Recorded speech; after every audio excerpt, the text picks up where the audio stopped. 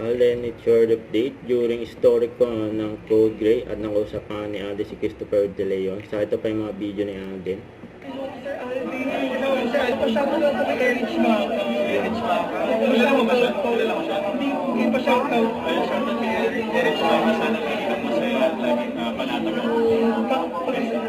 Sige, pagsabi mo ay na. Interview kay Alden. Finally, it's happening and first time namin magkita-kita ng mga kasama ko dito. Of course, I'm very excited. Of course, syempre makakasama ko ang isa sa mga iniidolo kong artista na si Mr. Christopher De Leon. Finally, for a project. It's been first time namin mag-work together.